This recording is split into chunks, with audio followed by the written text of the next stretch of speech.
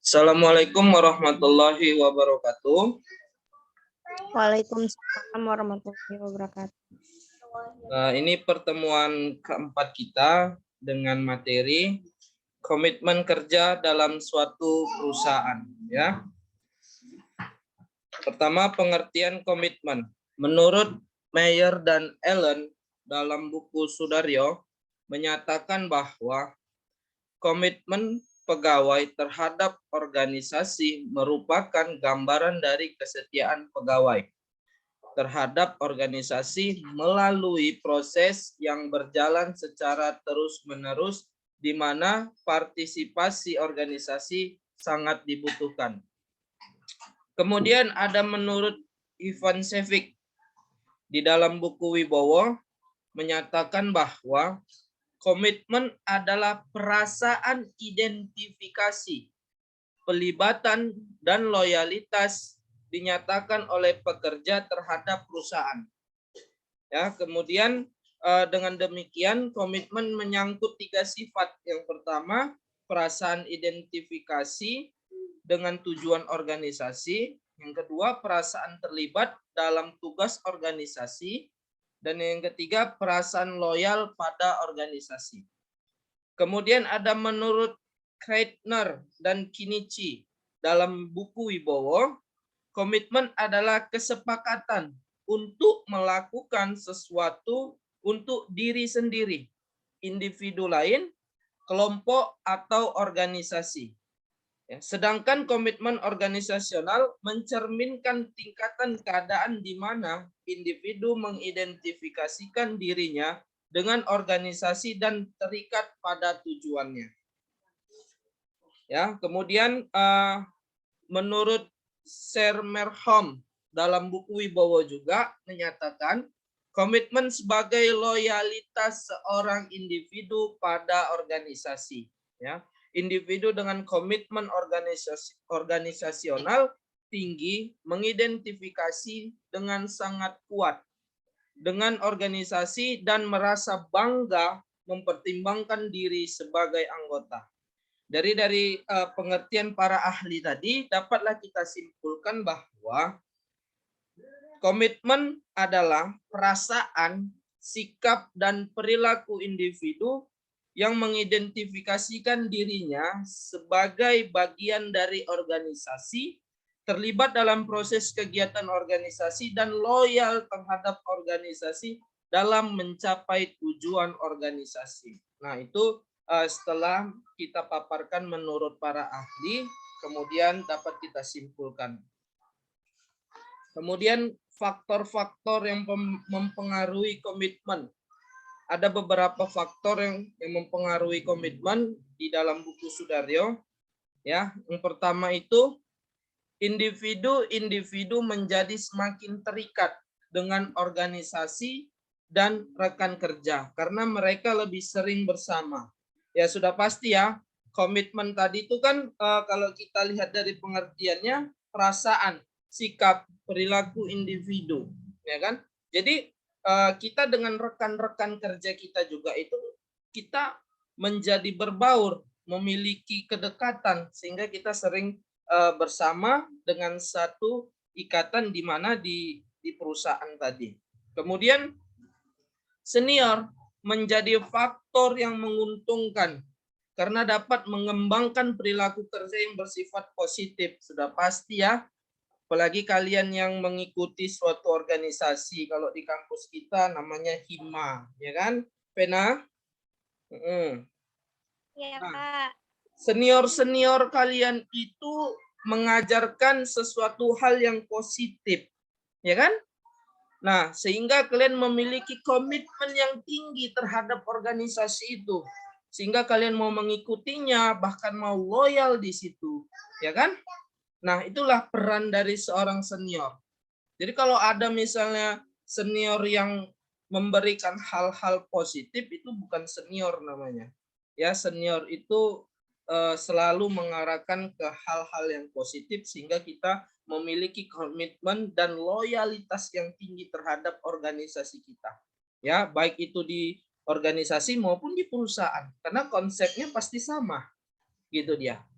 Kemudian kesempatan bersaing dalam pekerjaan dan berkurang karena usia. Hal ini menyebabkan pegawai lebih antusias dalam mempertahankan pekerjaannya sendiri. Ya, sudah pasti ya, kesempatan bersaing dalam pekerjaan dan berkurang karena usia. Oke, itu faktor-faktor yang mempengaruhi komitmen tadi. Kemudian ada dimensi. Dimensi komitmen kerja. Ini menurut Mayer dan Allen di dalam buku Sudaryo, ya, ada 3 dimensi dalam komitmen. Yang pertama, komitmen efektif.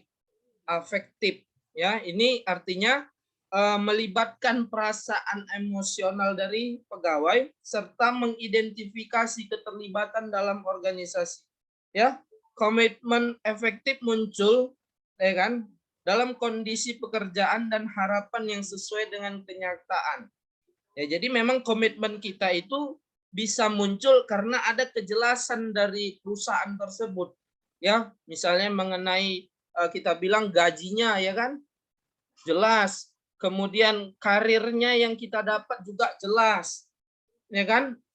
Kita melihat ada masa depan di situ. Jadi dengan itu timbul komitmen kita, ya kan, untuk akan bertahan, akan mendedikasikan diri kita di perusahaan tersebut. Kemudian komitmen kelanjutan, ya, artinya di mana komitmen pegawai berdasarkan perhitungan biaya yang muncul apabila keluar dari organisasi. Hal ini dapat terjadi karena promosi dan benefit atau tidak dapat menemukan pekerjaan lain. Ya, komitmen kelanjutan ini dihasilkan dari keuntungan yang bertambah selama bekerja dalam organisasi dan tidak memiliki pilihan lain dalam bekerja. Ya, ini biasanya komitmen berkelanjutan ini bagi yang mungkin sudah bekerja cukup lama, kemudian usianya tidak lagi dianggap usia yang produktif, kita bilang ya, untuk dia loncat-loncat ke perusahaan-perusahaan yang mungkin dianggapnya lebih berkembang. Nah, dia dengan usia dia yang tidak produktif tadi, dia memikirkan itu. Memikirkan kalau dia keluar, ya, kemudian usia dia tidak lagi mendukung, ya, di situ timbul komitmen dia untuk, ya sudahlah, aku bertahan saja di sini, mendedikasikan diriku di sini sampai akhir pensiun. Nah, biasanya seperti itu. Kalau yang komitmen efektif itu, ya, itu biasanya kalau sudah muncul di awal itu, bahkan sebelum kita masuk ke organisasi atau instansi itu yang mau melamar PNS biasanya itu. Ya kan? Sebelum masuk PNS sudah ada gambaran dia kan, aku mau masuk sini.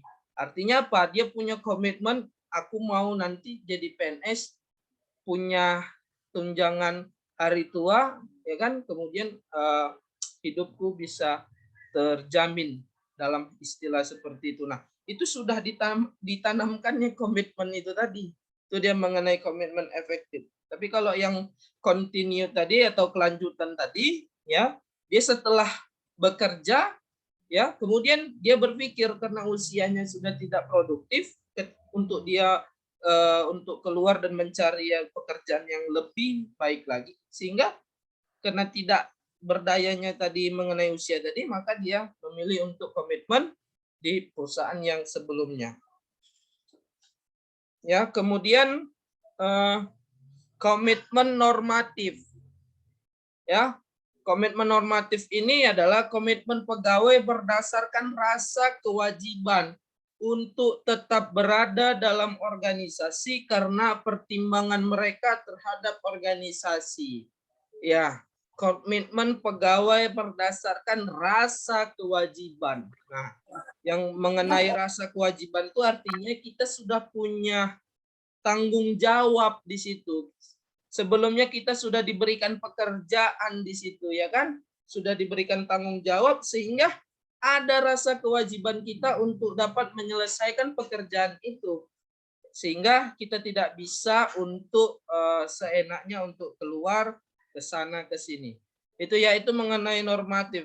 Ya, kalau di istilah dalam organisasi, apa rasa kewajiban kita? Seperti ini, ekonomi mau mengadakan LKD ya kan? LKD Hima. Nah, itu menjadi ada rasa kewajiban bagi panitia-panitia tadi. Ya seperti Fernanda Reza ini ada kewajiban dia. Untuk apa? Untuk merekrut calon LKD, calon Hima, warga Hima yang baru seperti itu kan. Karena apa? Karena sebelum-sebelumnya dia sudah berkomitmen. Dia sudah diberikan tanggung jawab. Sehingga ada rasa kewajiban dia untuk melaksanakan itu. Itu yang dimaksud dengan komitmen tadi. Ya, komitmen itu cuman bisa kita ketahui dalam diri kita sendiri. Dan pelaksanaan nyata yang dapat dilihat oleh orang. Itulah dari kewajiban tadi. Ya, kemudian ada menurut Mayer dan Allen, ya, dimensi ini terdiri dari 5. Yang pertama keterikatan, yang kedua loyalitas, yang ketiga dedikasi, yang keempat tanggung jawab, yang kelima aktualisasi diri atau dorongan. Nah, yang dalam kelima ini pasti sudah kalian rasakan di dalam perusahaan maupun kalian di dalam organisasi. Ya, nah si Vena udah ngangguk-ngangguk dia, berarti dia udah paham. Karena dia rasakan itu. Ya kan? Nah, dirasakannya itu adalah si Rahman ketua panitianya kan? Ya, ketua panitia Eko Rahman. Nah, Iya, Pak. Ya itu menjadi tanggung jawab di dalam diri kita mengenai komitmen. Jadi komitmen itu sebenarnya rasa kewajiban dengan dibebankan ke kita tanggung jawab kita tadi. Itulah yang bilang komitmen. Jadi di dalam diri kalian itu harus ada komitmen untuk mencapai suatu tujuan itu kalian harus punya komitmen, ya. Istilahnya itu bahasa lainnya prinsip. Ya kan? Prinsip itu hal apa yang mau kita lakukan. Itu kita buat daftarnya dulu. Kemudian ya udah kita komitkan ya ini yang harus kujalankan prosedurnya. Nah, jadi kalau itu bisa kita lakukan, maka tergolonglah kita SDM yang berkualitas. Nah, kan karena tujuan kita kan bagaimana membentuk suatu SDM yang berkualitas dalam manajemen, kan seperti itu. Namanya udah manajemen sumber daya manusia. Jadi bagaimana SDM itu harus berkualitas, itu yang harus kita tuntut. Ya, salah satunya dengan memiliki komitmen yang tinggi. Itu dia. Paham ya? Kemudian indikator komitmen. Ya, ini ada menurut Wibowo yang menyatakan perilaku dalam organisasional komitmen pekerja mengakui atau setuju dengan organisasi tertentu dan tujuannya yang ingin terus menjadi anggota. Kemudian komitmen organisasi memiliki 3 indikator, yaitu komitmen emosional. Ya, komitmen emosional ini adalah suplemen emosional dan keyakinan nilai organisasi. Jadi emosional itu bukan kita artikan sebagai emosi ya. Emosional itu yang tertuang dalam diri kita. Ya biasanya dia dalam bentuk ekspresi. Nah ini sekarang Rahman, Fernanda Reza ini lagi memiliki emosional yang tinggi nih. Kenapa? Karena mereka harus mensukseskan LKD Hima Fakultas Ekonomi ini tadi kan. Harus mereka sukseskan ini. Maka mereka harus memiliki komitmen emosional yang tinggi. Karena itu sebagai suplemen ya dan keyakinan nilai organisasi mereka. Itu dia. Kemudian komitmen terhadap kontinuitas. Ya, artinya adalah persepsi nilai ekonomi surplus organisasi. Karyawan atau pekerja dapat membuat janji ya kan kepada pimpinan ya karena mereka dibayar dengan baik dan dipercaya bahwa mereka akan membahagiakan keluarga mereka jika mereka atau membahayakan keluarga mereka jika mereka meninggalkan pekerjaan. Nah, kalau kita kaitkan di dalam organisasi, itu tadi kalau tujuan kita tidak tercapai, pasti akan membahayakan kan untuk kelangsungan keeksisan organisasi kita. Ya, kemudian kalau misalnya kita bilang massa dalam bentuk orang-orangnya, massa tadi itu sedikit, otomatis organisasi kita akan dianggap kecil, ya kan, Vena? Ya kan? Jadi kalau misalnya organisasi kita ini besar, ya kan, himanya besar, komisariat Fakultas Ekonomi himanya besar, semua mahasiswanya itu berstatus kader hima, kan seperti itu. Artinya kan besar dia, kontinuitasnya itu nilai ekonominya itu surplus, kan seperti itu. Berarti nggak bisa dipandang remeh hima di Fakultas Ekonomi, kan seperti itu. Kenapa? Memiliki kekuatan yang kuat. Paham ya? Nah, jadi kalau misalnya di dalam organisasi itu kita tidak dapat mensukseskannya, berarti itu membahayakan untuk organisasi kita. Paham ya? Nah, kemudian komitmen peraturan merupakan kewajiban untuk tetap berada dalam organisasi karena alasan moral atau etika, ya. Karena mereka meninggalkan atau menempatkan mereka pada posisi yang sulit, ya. Mungkin kalau kita lihat Khairunisa mungkin dengan Vena Andaresa itu memiliki komitmen yang berbeda kan di dalam organisasi ataupun di dalam perusahaan, kan seperti itu. Atau kita kaitkan lagi dengan kehima tadi itu kan. Nah, mungkin antara Juliana Putri ikut hima juga ya, iya kan? Iya Putri, Juliana Putri ikut. Ikut, Pak. Ikut. Nah, siapa di sini yang belum ikut? Nah, misalnya contoh dari Khairunisa belum ya? Belum, Pak. Nah, belum. Nah, jika kita bandingkan Khairunisa dengan Juliana Putri tadi, pasti memiliki tanggung jawab atau kewajiban yang berbeda di dalam organisasi ini tadi. Padahal kita berada di ruang lingkup yang sama kan dengan organisasi ini kan. Kita berada di Universitas Al-Azhar kan seperti itu. Kalau di kalangan mahasiswa itu nama kadernya hima. Kalau nanti di guru dan dosen namanya IKDA, Ikatan Guru dan Dosen Al-Azhar. Seperti itu dia kan. Nah, ini organisasi, kita berada di rumah yang sama. Tetapi antara Juliana Putri dengan Khairunisa memiliki tanggung jawab yang berbeda. Kan gitu kan. Karena apa? Karena antara Juliana Putri dengan Khairunisa Juliana Putri ini sudah berkomitmen. Itu dia maksudnya tadi. Sudah berkomitmen untuk apa? Untuk mau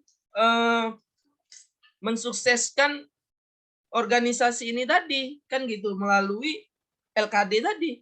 Tapi di Khairunisa belum, kan gitu. Bukan berarti salah. Artinya apa? Mengenai komitmen, karena komitmen itu tadi sudah ada dalam diri kita, kan gitu. Nah, maka tinggal kita pengaplikasiannya. Mungkin next setelah ini mungkin Khairunisa mau ikut LKD kan, mau masuk. Kemudian setelah ngikuti dapat tadi arahan dari senior yang mengarahkan ke arah positif, ya kan? Kemudian muncullah 5 tadi itu, keterikatan, loyalitas, dedikasi, tanggung jawab, serta dorongan tadi ada dalam diri Khairunisa, maka Khairunisa selanjutnya akan memiliki komitmen yang tinggi tadi. Itu dia maksud dari komitmen. Jadi kalau kita tanya pun di dalam satu perusahaan, ya kan, mungkin ini karena anak pagi, notabene ada yang bekerja, ada yang tidak. Jadi agak susah kita memang mengaplikasikannya atau mengilustrasikannya ke dalam dunia kerja. Mungkin karena siapa yang kerja di sini boleh unjuk diri. Yang kerja di sini siapa? Saya, Pak. Khairunisa. Iya, Ya. Pak. Nah, Ya. saya mau tanya dulu ke Khairunisa. Komitmen apa yang sudah Khairunisa lakukan atau sudah diterapkan di dalam perusahaan atau di tempat Khairunisa bekerja? Komitmen apa yang sudah terlaksana atau yang sudah dilakukan? Contoh komitmennya maksudnya, Pak? Komitmen itu tadi kan dedikasi diri. Seperti loyalitas, kan seperti itu salah satu komitmen kita. Maka kalau kita baca dari pengertian pertama tadi, ya kan, komitmen itu adalah kesepakatan untuk melakukan sesuatu untuk diri sendiri atau individu lain atau kelompok dari organisasi. Jadi apa yang sudah Khairunisa lakukan, komitmen yang Khairunisa lakukan untuk organisasi atau di tempat Khairunisa bekerja? Organisasi apa yang sudah komitmen apa yang sudah dilakukan? Mungkin komitmen dari saya di dalam tempat saya bekerja melakukan pekerjaan sesuai dengan job desk saya, lalu kemudian komitmen yang saya berikan, saya dapat memaksimalkan apa yang saya mampu dan apa yang saya bisa dalam pekerjaan saya, Pak. Itu komitmen, artinya disiplin dalam bekerja, ya kan? Nah, memang ya, betul.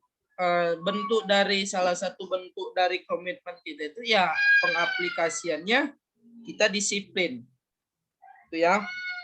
Mungkin komitmen tertingginya mungkin aku nggak mau lagi aku pindah-pindah tempat kerja, apapun yang terjadi inilah perusahaan satu-satunya hidup dan matiku, ya kan? Kalau itu yang dilakukan, ya itu udah memiliki komitmen yang tinggi tuh. Ya, dia tidak mau lagi melirik kanan kiri perusahaan-perusahaan lain. Itu memiliki komitmen yang tinggi. Ya, itu mengenai komitmen. Yang lain ada lagi yang bekerja? Ayo. Nggak ada, berarti cuma Khairunisa yang bekerja di sini. Konotasinya bukan jelek ya, bukan berarti kalian nggak bekerja, kalian pengangguran, enggak. Karena kan di dalam berpendidikan itu juga suatu pencapaian. Nah, setelah tamat kalian nggak kerja, kalian baru kalian dibilang pengangguran. Ya kan? Nah, makanya pikirkan. Ayo. Berarti memang 99% semua fokus kuliah ini ya. Oke lah, itu bisa kita maklumkan, nggak masalah ya. Yang dibilang Khairunisa tadi itu sudah salah satu bentuk dari komitmennya, artinya dia disiplin. Dia akan mengerjakan semaksimal mungkin pekerjaan yang diberikan sesuai dengan job desk, ya kan? Nah, itu salah satu komitmen dia. Karena ya banyak sekarang tenaga-tenaga SDM itu yang bekerja itu tidak memiliki tanggung jawab, tanda kutip ya, tidak bertanggung jawab atas pekerjaan. Karena apa? Karena itu tadi dianggap sepele. Nah, kenapa dia sepele? Karena dalam diri dia tidak tertanamkan komitmen tadi. Itu dia. Nah, salah satu faktor komitmen tadi itu senior, ya kan? Maka perlulah kita bersosialisasi, kita berorganisasi dengan senior-senior kita yang sudah luan terjun ke dunia itu gitu. Ya, teman kita kerja, mungkin dia sudah lama bekerja, ya kan? Sehingga kita butuh masukan atau arahan dari senior kita untuk mengarahkan kita ke arah yang positif. Ya, makanya senior itu memiliki peran, salah satu faktor yang membuat kita memiliki komitmen. Karena dia luan orang yang berpengalaman, ya kan? Dia lebih memberikan motivasi terhadap kita. Itu dia. Nah, ini materi mengenai komitmen ya. Nanti akan ada tugas ya, tugasnya seperti esai